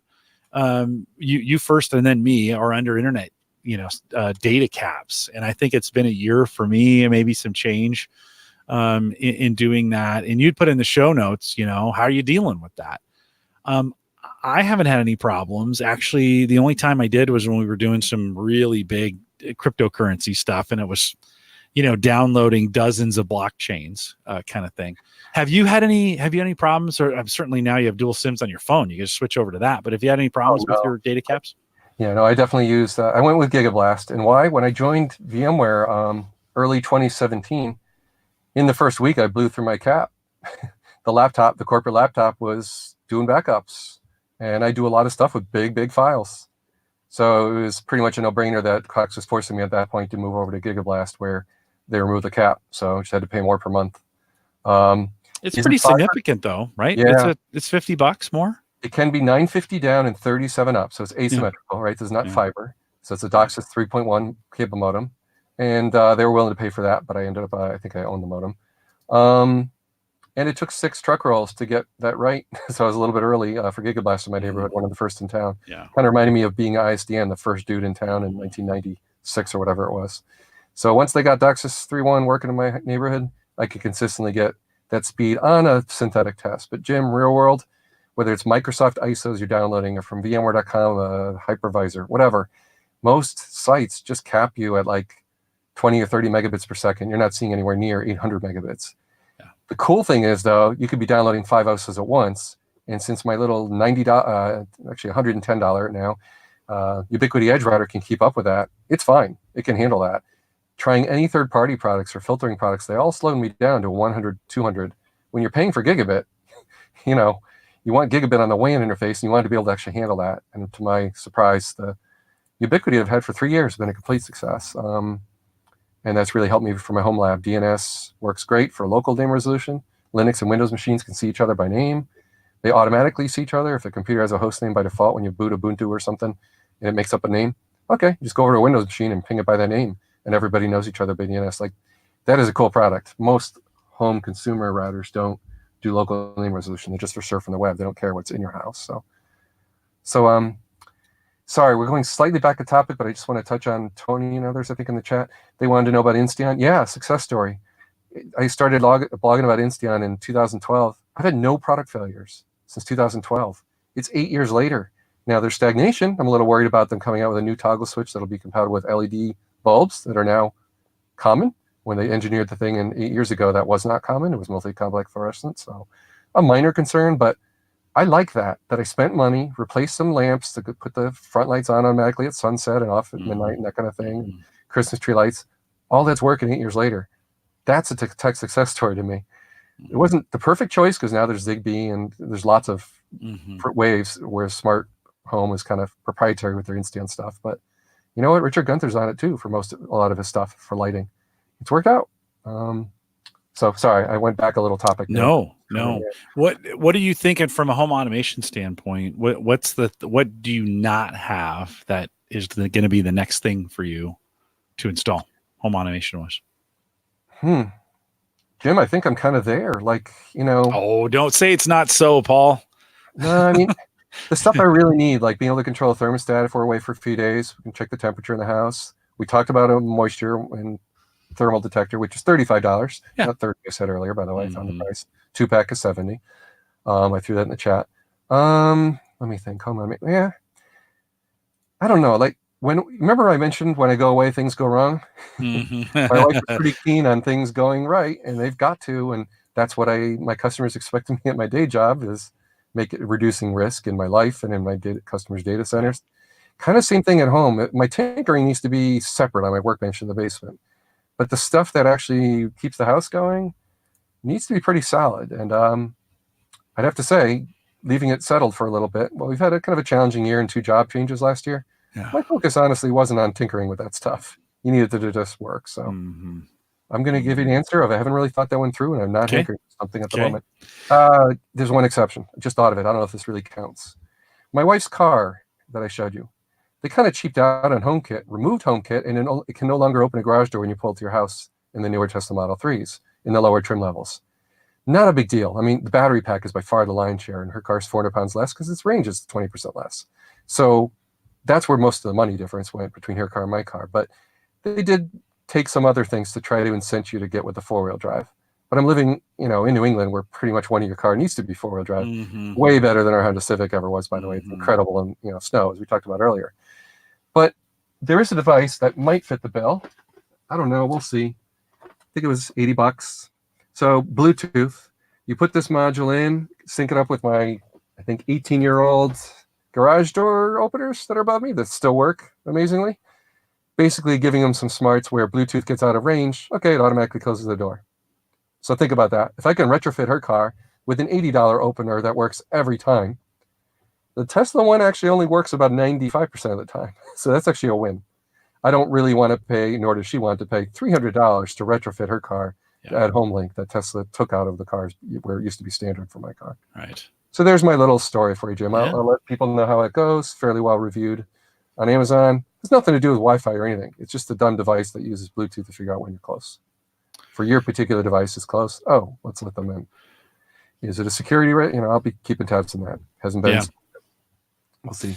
Paul, there's been some discussion in our Discord group about light bulbs, Wi-Fi enabled light bulbs versus switches. And so now knowing what you know, and when you think about lighting, on the Philips side, other Jim in the chat room saying Philips new Wi-Fi bulbs are from their purchase of Wiz. I wonder if there's ever going to be an integration between them and Hue, and that's not out there today. That doesn't work. But do you have any preference when you think about it? And it's kind of gone in the Discord group. It's kind of been like some folks are like, I'm moving away from bulbs and I'm just going and I'm getting dumb bulbs and controlling them with smart switches. Have you kind of thought through that in your environment as far as how you control them and how you want to control them? All right. Our house is built in late 94. We moved in, first owners, early 95, when houses were more affordable. Thank goodness our timing there. So we're now living in our house almost 25 years. It has toggle switches in the walls. You know what? From a human factor's perspective, not a bad idea. Kind of swipe your hand across the wall and you can very easily find a toggle and turn it on. Okay. So if someone else is in your house, it needs to be that easy. Yeah. Anything that requires an app or a tabletop controller that's labeled what to turn on and off, kind of a fail. And when, a family of 4, and then we actually had 7 living in the house at one, I get the number right? Yeah. Everything's got to just work. And that's part of that project where I had everything working and most of it's still working, where if I'm going to replace like a living room lamp that you can't mess with, meaning it's just going to go on and off with the timer, I don't want a wall switch to override it and break that. So I put a toggle in from Insteon where it's a toggle that sticks straight out. You flip it up with your finger, it turns on. You flip it down, it turns off. But it also does its own thing at sunset and sunrise. Right. In other words, there's nothing for the family to learn. He's still the same hand swipe motion. Yeah. Whereas Decora has different shapes and sizes and brands. I don't know. Never a big fan of that because you go to someone else's house and it just feels all weird. Toggles, they're pretty old school. But since the house already had them, I went with that when I went with Insteon. So my office is a little different. Some of the rooms in my house, you might want to turn off a light that's a ceiling light from your bed, not just near the door where you come in, from your door that's supposed to be closed during fires. We learned thanks to Jim. Thank you for that, Jim, by the way. You bet. Yeah. Coming up, by the way, we're still, I've got this still in the box, ready to do the live unboxing when Joel comes on. So, yeah. Yep. So for people listening there, Insteon makes an affordable little pad that sits by your bed or wherever, where you can turn off maybe your computer screens or maybe your ceiling light, whatever your stuff your house didn't have when it was built. You can now have the wall switch controlled by a tiny little battery operated remote control that has 4 different, Insteon devices it can control on and off. And the negative would be it's mini USB, micro USB, You got to charge it every 3-4 months. A little annoying. Yeah. Not a big deal, but you got to charge it for a couple hours every 3-4 months when the light turns red instead of green. So yeah, sorry, not the most high-tech new answer, but again, to me, that's a tech success. I didn't have to keep hemorrhaging money year after year and replace devices. They really last quite well. Yeah. I did do whole home surge suppressant. My X10 devices were lasting no more than 2-3 years. I put it in a Leviton $260 whole house surge suppression device installed by an electrician, and my X10 devices started lasting longer. And then I replaced them all with Insteon, and like I said, they've lasted at least 8 years, many of them. Yeah.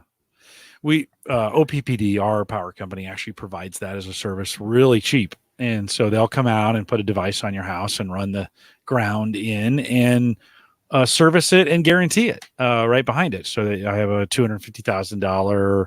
They'll replace it due to any surge from the outside. They take care of it. And they just recently offered me a $3 plan.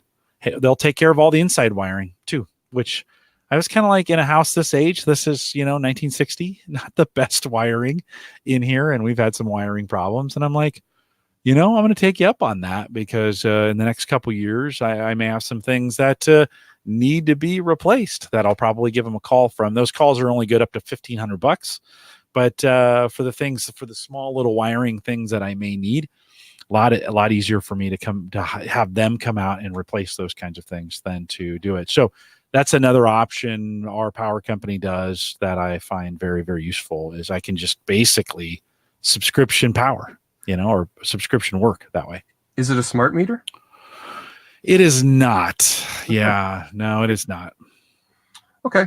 Sense. I may have mentioned that on our last one. I don't know, but this is a device that's real-time monitoring how many watts are being burned in my house right now. It has failed to reliably detect Tesla, though. So here's what I'm going to do. Let's just show the audience here. I know not too many people on the YouTube, but I'm going to change the limit of the car from 90% to, let's say, 91 or something to get the charger to start here while we're on the air. Okay, the car is going to start charging now, and we'll see the watt burn go up considerably. And there you see on the Sense app, wow, a big spike. So pretty cool in that I didn't have to install anything special on the wall. This is just a clamp, an ammeter that goes around the main in your panel. But they struggle to just get the algorithm and figure out what's Tesla. And then I got 2 Teslas. If they're both charging at once, it'd be great if it kept track of both. Here's the thing, though. There's an app, an API Tesla has, where it knows exactly how much electricity this car is sucking up. So I can go to a web portal and see, and I did a 1-year article, like 25,000 miles in 1 year of ownership of the Tesla Model 3. And I put the stats right in there, like how much did I spend on home charging, and supercharging was actually 0 because of referrals. So yeah, just pretty good, like an ice freezer chest in the basement, and keep tabs on that. You didn't have to do like a smart plug for each of those devices. It learned most things in my house, but not all of them, including the heavy hitter like the 2 cars, which is kind of sad. They've been struggling with the firmware. I've been trying to help them in the forums. I'm not judging them. They're trying hard. Their support's been awesome. I want them to succeed. And I'm the kind of guy that tries to do that and do bug reports and say, hey, you can look at my data, have a look, figure out, what's going on in my house. It worked for 7 of the last 12 months of last year. So they really struggled. Every time the firmware would come out in the Tesla, it would charge a slightly different way and kind of throw them off their game. So there's the sense. That's why I haven't written about them yet. I just haven't succeeded with them yet. I want to have a better success. We had a question in, I think, the Facebook group about Sense, and I didn't know you had put one in, so you'd be a good a referral from that as folks are asking about those. You see those ads all over YouTube and Facebook. I think they were advertising for quite a while on, you basically just clamp that onto your box. No, the one we have actually goes onto the meter, so it's a surge protector that goes onto the meter, has 2 little lights underneath it. It's not tracking. Its job is really just to make sure that if any spike is coming back through for any weather related reasons or whatever, or power reasons from the power company, that those things are leveled out and or controlled in some way. I've also let them kind of come in. They have during the summer, they have a program where they'll spin down your air conditioner during peak times and run it a little bit differently to kind of help with the load. And for that, I got some credits on my system to kind of help out with that. We noticed absolutely no difference this summer in our cooling around it, and I got some sweet little credits out of the deal, and they control it. So pretty cool. And then I bought solar credits from them too. So we're putting in solar, big solar farms up north here, and you can buy into the infrastructure of it, and then that comes back through your bill. And so I made a deposit and will be participating in that program to kind of help them. In this case, help the power company build out the infrastructure. Kind of commits me to it. We benefit on the backside.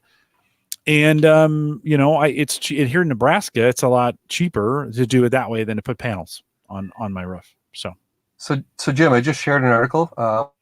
Ways are bidirectional home DC charge turns EVs into a huge Tesla Powerwall. That's Seth Weintraub, Electric, writing 3 days ago about a new product. What's interesting there is imagine your power company, who's got some troubles in July and August keeping up with peak. And basically they'd be using your car battery on those 2 or 3 days a year where they're just really hurting for a little extra juice to limp along through it. At what cost? Well, maybe they subsidize the $4,000 or $5,000 installed unit. So that would be something where they kind of own the unit in your house and you agree to have it charging your cars all year long, but 3 or 4 times a year, it's actually going to suck some juice out of your cars to try to keep up with that, 6 p.m. everyone's home turning on the air conditioner and watching Netflix kind of thing in the summer. Yeah. So kind of interesting, right? A little different than a generator. Yeah. Or even a little different than traditional solar where you have it on your roof. It sure is. And that's what's been fun about the car. Like it's opened my mind up to, well, the planet and thinking about all that. And that's even more polarizing, that whole thing, to people actually believe things are changing. But whatever, at least my wife and I are trying, right? Yeah.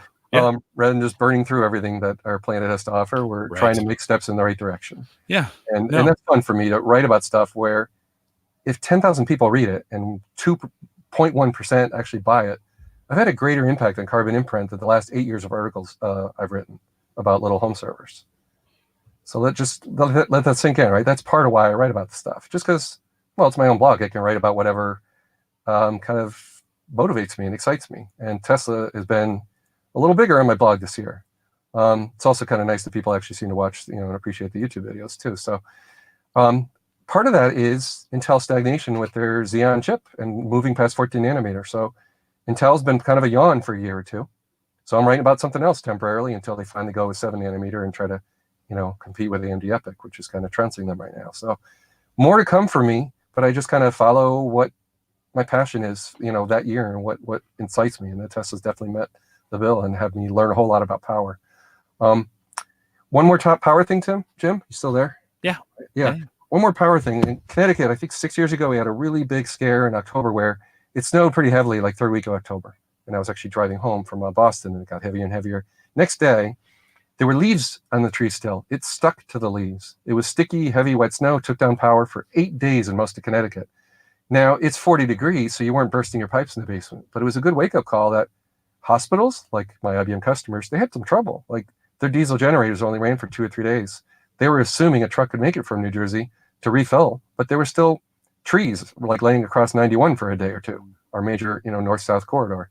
So I just share that story that was a big wake-up call. They started shaving trees like crazy, and our power's been more reliable since, but you still have a little PTSD from what that's like, having my family and my parents move in, trying to save all the food, me trying to fill up the generator by going to the one pump that worked that actually had power.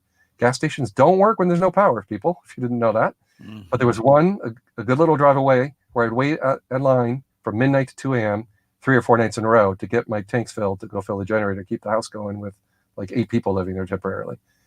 So I just tell that story that people in California are dealing with that for a decade to come. Holy smokes, right? They got some real problems with a power company that's happily just turning off their power on a regular basis. So you better believe that battery is going to be a lot of interest to people in their garages, in their homes. Yeah, well, especially because we have better batteries. I think that's the key is that, years ago, 10 years ago, our battery technology was pretty bad. Yeah. And you were putting in lead acid batteries, right? Banks of them that weren't seen those in data centers, weren't great, right? And venting and, all kinds of problems with them. And now our battery technology's gotten a lot better. I do love the fact you've got, your car is 99% of the time you're using those batteries to run the car, but What if they became part of the grid as a backup? Exactly. And that's what this device is enabling. It's not made by Tesla, which is a little weird. And for now, it's not even compatible with Tesla. But the vision there is, if Tesla allowed it, yeah, your car is certainly capable of powering your house. There's a thing called Powerwall, but I think each car is worth like 4 Powerwalls. These batteries are giant in my car here. So yeah, they could power your house for days. Right. Yeah. So I did have a transfer switch put in where, yes, I still have a gas generator. You plug it in, roll it out to the backyard, far from the house, fire it up, plug in a thick, beefy cord to the transfer, and then hit the manual transfer switch, and I get my house back in. So I still have that. And when the electrician was doing the wiring for the Tesla, he added a 100 amp sump panel for the garage. For whatever reason, my town zoning and electrical codes wouldn't allow him to do 260 amp breakers and a 120. So he with 100. It's fine. For our 2 cars, we're charging at top speed with the chargers we have. So we're not losing anything. If we had a much bigger, like Model X or something, yeah, they can go all the way to 70 kilowatts. We don't need that in our house. We have no plans for a giant car again. My wife and I, mind you, we've been driving small Honda Civics pretty much our whole lives. So we're used to small cars, even when our kids were growing up and they're 6 feet tall. So we're pretty modest in our needs. We never, just how we are. We like small cars. We're not even hankering for the Model Y. But if I got their interest and they're thinking about test driving it, hopefully you remember nothing else from this. Before you buy whatever brand of electric car, at least test drive one of them. If you're on the fence about going gas or electric, test drive any electric car before you make that decision. I would encourage you. And then consider what I said, that the price is getting down to lower than the average price of the American car, which is now at an astounding $36,000. So you remember, there's one Tesla where you have to special order and call them, say, I want the cheap one. And there's still one for $31,000, I believe. They keep withdrawing it and offering it again. More realistically, it's going to be more like $38,000. That one's here to stay. The cheaper one, that's $35,000 minus some rebates. That one seems to come and go. I don't know, but we'll see. Imagine, New Jersey announcing yesterday, I think, $5,000 rebate for its citizens. Holy smokes! Sure beats Connecticut's $1,500. Yeah. Those are incentivizing behavior. China and other places did that. It had a huge move. Yeah. Norway is dumping all gas by 2025. Other European countries are following suit. That's only 5 years away, Jim. Saying you can't drive a gas car in this country. This is happening. America's just way behind, but especially Europe. And having visited Europe last year again, boy, did I see it firsthand, the gas prices driving that rental car around. I was pretty keen on getting a car with 40 miles per gallon, not 20, which what most of the rental car places wanted to give me. And I was driving 800 miles with my parents. So yeah, I think about those things. Every dollar counts. If you rent a car that has 20 miles per gallon, you're going to spend $1,000 driving it 1,000 miles in Europe versus the rental itself is only 300. That stuff matters. Like, people don't think like that. It's expensive. Look at your bill. Filter your annual American Express for all your gas station visits. Have a look. Yeah. If I had done that with 25,000 miles last year, oh my God. Yeah. That's pretty great. Paul, thanks for coming back on. Sorry, it's been a year. I didn't realize we'd gone a whole year without seeing you. I thought we were on the 6-month rotation, so I have to do a better job of getting my my spreadsheet a little more current, so I get you on here on your biannual side. But thanks for jumping in. Thanks for being creative. You're always thinking through. You're my most creative guest in a lot of ways, that you're always thinking about different ways in all the times you've been on, thinking about different ways you can present things and do things and have things laid out. I was thinking a couple episodes back, we kind of did a look back. Special guest. Yikes. You're always you have to watch the YouTube video to see that one. Why is that in there? What were you? I don't know. I was thinking of doing something goofy, like having you in the back seat. Oh, yeah. Hold on. Let me go full screen on the YouTube video. Just bring that in camera view so people can see. One of my sons inspired me. So that's super great. Well, Paul, thanks. Hang tight for 1 second, and with the edit, this will be right about an hour and 20 minutes. So we'll remind everyone. Yeah, we started a little late, and then I think it was probably a good 10 minutes that the internet went out on me. So, and the Brio cam, by the way, 720p. How did I look? It's USB-C. Looks fine. No, it looks great. Yeah. Now, StreamYard down reses it a bit, but the wider angle lens worked well for tonight. I took out and it was way narrower range, so I like it. Yeah. No, it's good. Anyway, I have not had anybody. I'll have to tell Dwayne he's going to have to step up his game. That you came in from the Tesla, And so I'll have to tell them that as well. A couple reminders. One, we want to thank our Patreon subscribers who each and every month support the network. So the averageguy.tv/Patreon. Ed Sullivan the other day was just very generous in what he has doing, a listener. And so we appreciate those who do that as well. And so Ed, thanks for your pledge to Patreon. Again, the averageguy.tv/Patreon if you want to jump in on that. The averageguy.tv/Discord or the averageguy.tv/Facebook will get you in either one of the groups. You can contact me via email. And last week, many of you did. That episode we did last week, Paul, on the IoT and all that I went through, I got a lot of comments about it. It was one of those kinds of things I kind of expected people like, quit whining. You should have locked your cars. And I got a lot of great emails and a lot of great feedback. So I appreciate that. Jim at theaverageguy.tv. Find me on Twitter at Jay Collison if you want to connect out there as well. And we got a pretty good Twitter community going on. Of course, we want to thank Maple Grove Partners for sponsoring theaverageguy.tv and all we do. They host and media host for us. Plans, high-speed hosting from people that you know and you can trust. Of course, Christian has added a bunch of infrastructure. If you need hosting for any reason, plans start as little as $10 a month. MapleGrovePartners.com. And I just appreciate Christian's partnership over the years. Coming up on 10. I think it's 10 since I've known him. And we're coming up on the anniversary this year of Home Gadget Geeks being 10 years old. Home Tech back in the day. And I appreciate Christian and his sponsorship as well. Then, of course, don't forget to download the Home Gadget Geeks app, homegadgetgeeks.com, and you can get it there. Paul, we're still loving HelloFresh. There we go. Are you doing another service still for food service? Yeah, given the travel and my wife and our schedule, Home Chef worked out quite well for us because we could select a little reduced carbs. So basically just say that in our profile and you didn't have to worry about picking the meal so much. They would just, remove the potatoes and go with cauliflower or something. So that worked out pretty darn well. Not always easy. We do that 3 days a week where I'd be the one trying to cook and because, the nights I'm actually home. So my wife and I both work full time. Not always easy, right? Yeah. But we're certainly eating healthier that way. Yeah. The last week we're trying Freshly. So that's where you just microwave it. So it arrives refrigerated. We're still experimenting. Seems salty. We got to keep looking at it. It's tricky. 1,000 milligrams of sodium, but okay, low carb, but holy smokes, it's a lot of salt. A lot of salt. Yeah. So I know we'll keep at it, but Home Chef been a big success. You're right. Having your house smell good and cooking, and I don't know how to cook, but I can follow the recipe card. It's pretty great. Yeah, I just enjoy the process. Yeah. I mean, not every night. Sometimes I don't enjoy it or don't feel like it, right? Or just don't get it done or I'm on a phone call or whatever. But for people listening, I encourage you to think about it. It becomes more affordable when you have less people at home, I would say too, right? No, it works perfectly. Even when my daughter's home, it works perfectly for us. And we haven't tried anybody else, but we do indeed like HelloFresh. So that's working for us. Those meal kits have taught me how to cook, kind of. Yeah, no, same here. Absolutely. Ask my wife. I don't know how to cook really. I never did, but I can follow the cards. And Jim, one more thing I want to mention. I'm just looking at my little notes here. 2 more things. Crew Dragon Explosion. So next week, if you like to watch rockets, like Jim apparently is a bit of a space nerd too. I like it. You got SpaceX blowing up something on purpose, and I went and tweeted that out earlier today. So follow me at Paul Brarin.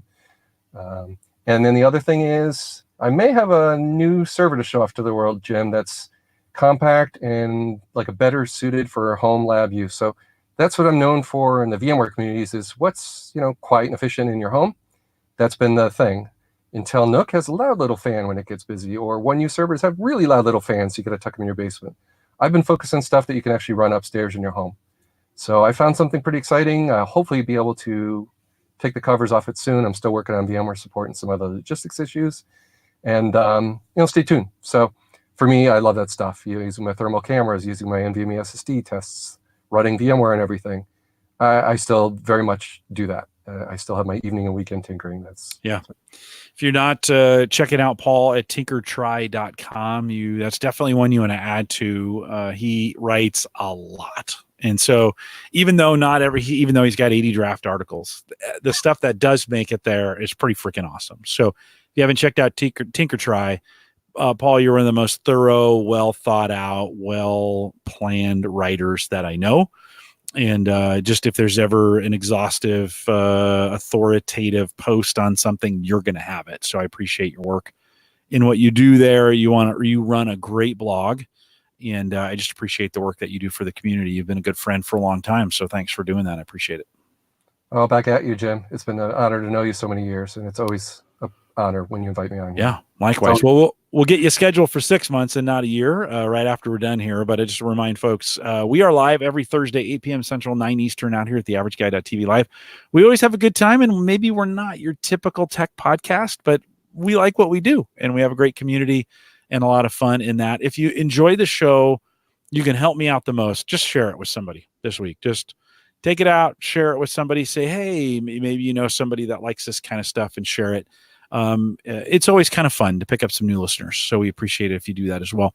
We'll be back next week. Special guest coming in to talk about the technology around sports and data, which is going to be really, really interesting. I haven't had this guest on before, and so Kevin is his name, and he'll be in to talk about that, and then all kinds of great stuff coming forward. We'll see you back here, and with that, we'll say good night, everybody. Good night, Paul. Thanks again for. Thank you. Did we run down any? So your car's plugged in, so we wouldn't have run down any of the battery in there because you're plugged in, right? Yeah. No, I'm just using house power, but yeah, I mean, when I'm parked for an hour by the side of the road, I mean, the car can easily handle camper mode overnight. That's what it. So people actually sleep in the back, right? They roll it, take on the back seat, they put in a mattress. I mean, really, electric cars are really good at handling overnight camping in the middle of a desert or whatever because the climate control is excellent. You don't have to think about it. Yeah. And you're not running an engine. There's no fumes. There's no danger. Right. So, yeah, it was fun on the podcast. Like I kept touching on things accidentally, like these little perks about electric vehicles, like just people I hadn't thought of and that I didn't really hear anyone talking about. So yeah, you drew a lot of stuff out of me I hadn't even really thought about. Super good. Super good. I always look forward to having you on. You're really good at this. So I appreciate your effort. Those in the chat room as well. Appreciate you guys out there tonight, and just some really good questions. Always great to have you guys. I think it was so weird how I haven't had a internet blip like that, and I don't know if you always kind of wonder why. Right before it happened, I got a severe weather alert on my watch as well, and I was like, oh, okay. I wonder. It's not here. It's not supposed to get here until the morning. But we've got some pretty windy, cold, icy weather coming in. And I wouldn't think that would affect my internet right now, but apparently it did. So I'll have some things to reset tonight. But are we still on for the people in the chat area? We are. Yeah, I know. We're still live. Yeah. Yeah, just mentioning one thing. I never actually showed the laptop, but I'm actually pretty pleased with the Dell laptop for work. And here's the weird thing. It's 19. Whoops, you still there? Yeah. Yep. It's 1920 by 1080 instead of 4K. That sounds bad, but when you're a guy who does screenshots or does full screen video, or 4K can actually be a bit of a hassle on a 14-inch screen because now you're scaling everything. Yeah. So yeah, it's been a good little laptop. So I've had 3 different hardware changes over since I talked to you. Yeah, I bet you have new VPNs and new stuff to try out. So. I got a new Lenovo at work. We switched vendors from Dell to Lenovo, and our Dell laptops, we had exploding batteries. It was really bad. Yeah, it was really bad. So that spooked everybody, and we ended up going to Lenovo. But the Lenovo keyboard, the control key is not in the right place. So there's a function. No, there's a controller swapped. Yep. Yeah, to the left. Keenly aware of that for 25 years. I'm used to the Lenovo way. Painful. It's so I'm the other way. Now I can't, I'm always doing control, I want to do control C, control A, control C, control V, right? As I'm moving stuff around. And I am screwing stuff up constantly with that because the function key is all the way to the left, not the control key. So have you looked in the BIOS? Do they let you remap it still? Ooh. Most Lenovo's still let you remap it because they know they're different than the rest of the world. Okay. In the old days, it used to be Dell with the track point. It's not really track point because it's patented, I guess. But Dell has a pointing stick on mine, right? Right. It's meant for corporate users, sometimes coming over from Lenovo or IBM like me. So to appeal to them, for a while, their BIOS had a setting where you could swap it to make it look like a Lenovo. But now at this point, Lenovo's the only one left where Lenovo's consumer products over at Microsoft Store, they have it swapped like everyone else, control on the bottom left and function to the right of it. Only Lenovo in the corporate world is still a holdout with function. It's awful. And that's how my external keyboard is. That's I'm used to it in 25 years. I feel your pain. I was just Googling for this 2 days ago, Jim, how to swap it with key mapping. And people actually got soldering irons out and opened up their external to remap them. You can't. Oh, my God. So they're coming out with a new Bluetooth keyboard this summer, Lenovo, surprise, which is nice. Really good battery life, USB-C rechargeable. We'll see what happens. Maybe that product will let you just swap them at will. Because if that thing needs to appeal to the broader audience, then I'll be very happy. Because guess what I use? A Lenovo keyboard for all my blogging, all my articles. I've been used to Lenovo keyboard layout for 25 years. Yeah. So you caught me on a tender topic. Interesting. Interesting.